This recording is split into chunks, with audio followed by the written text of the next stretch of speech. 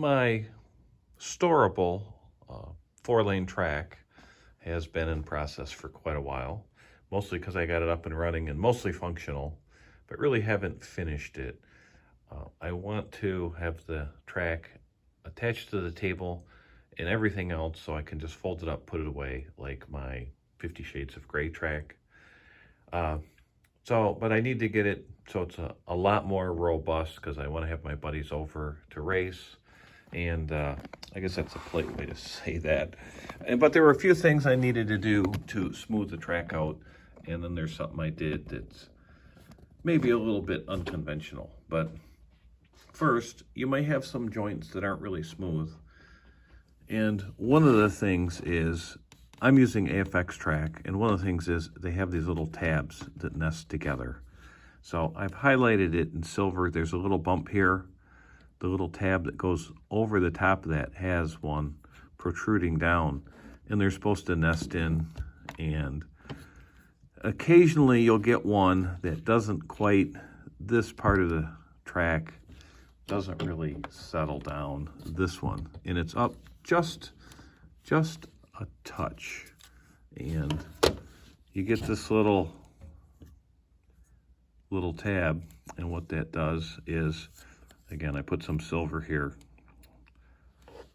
hopefully you can see it, this little edge is a vertical edge, and it just sticks up just a tick, and it can bounce the car out of the slot. So you need to make sure you've got a really smooth joint here. And occasionally you'll get one that's just sticking up just a little bit. And I had one on the straight on this track, and I just turned the piece around, and that sort of fixed it. You could try another piece of track, and if you're really desperate, you can just take an X-Acto knife or a Dremel and just remove that tab right there. Just grind it off, cut it off. And I think I did that on one of the pieces here on this track. So I know I did it once before. So that's what you need to do. The track will still stick together. It'll be fine. Now you also may get into where the metal rails, you have two pieces, the left and the right. You might not have a smooth joint. They might not be exactly flush with each other. So you may get into having to press one down just a little bit. I even had a piece of straight track, actually it was a terminal track. The heat stake on the bottom here wasn't, it just wasn't done. So that this part of the track was flopping around. So I made sure it was level, and I super glued it in place. You can always contact the manufacturer if you have an issue like that. So there was like 3 places on my track where I had to massage these joints just to make sure that the track was flush and it didn't bounce the cars out. Now I'm running a lot of these vintage cars that don't have any traction magnet, so it's much more sensitive than a contemporary car that you would run. It would have a little bit of traction magnet that might, even if the car gets bounced, there's magnet might pull it back down. So it's, my cars, some of my cars are pretty sensitive to these joints, but any little thing, you might not even be able to see it, but you can usually feel it where the track isn't smooth. So, and whether you're running AFX track or something else, you may need to smooth the track out.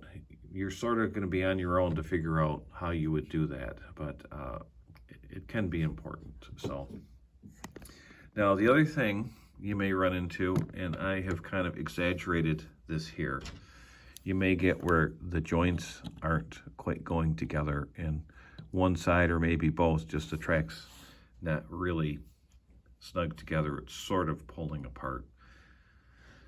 And that will really make the joint here with the tabs that go over and under each other a little bit worse.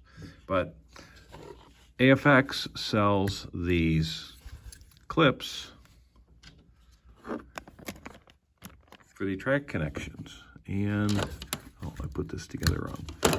Again, I've highlighted them in silver here.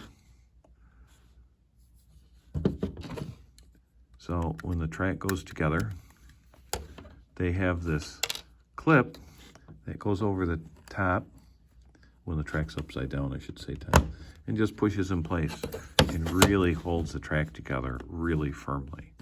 Now, I had 2 spots on this track that really needed those connectors. I actually bought a pack of 100 and I put them along a lot of my track to make sure it's really held firm. And then when I'm really happy how the track's situated, I'm going to use some good old silicone and attach it to the table.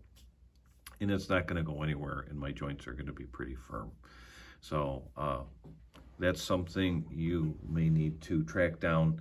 If you have an elaborate track and you might get a joint that's really just hard to get it to squeeze together, that will definitely help your situation.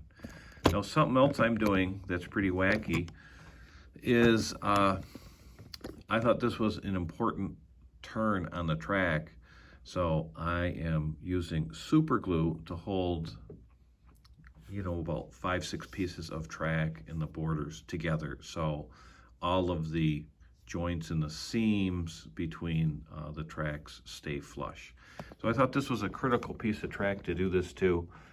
On my track at the straight, you're going from right to left. You go down here, loop around, come through chicanes, and then you come through, you make a left turn, and then you go through this big right-hand sweeper.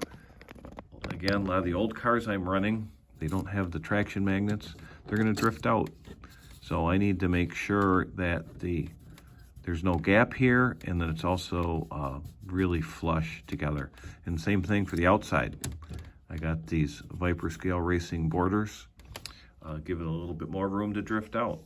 So with the old vintage cars, that's really fun to do. That's really how you know you're driving on the edge, when you're drifting all the way through this big sweeping turn. So I'm not going to glue my whole track together. I just thought this was a critical portion, and I wanted to make sure everything was nested together and flush. So I've used some super glue. Now that is something I normally wouldn't do, because I'm not a permanent track kind of guy. I, especially when I was growing up, was constantly moving the track around. I always appreciated the people that had these permanent tracks with all the scenery and detail, and it's wonderful, but that's not me. So I like to make sure if I ever glue something together, I can usually undo it.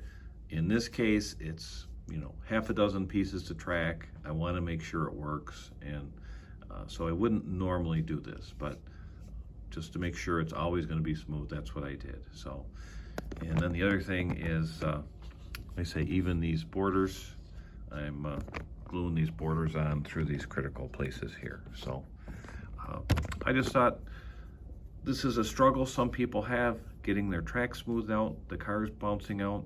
And if you take a little bit of time, pardon me, it doesn't take much to get your track to be not glass smooth, but really smooth, where it'll make a difference, where it really makes it more enjoyable. So I hope you like this. Kind of a not very exciting topic, but it is essential to helping you enjoy racing your slot cars. So let me know what you think in the comments, and hopefully I'll come up with something more exciting next time.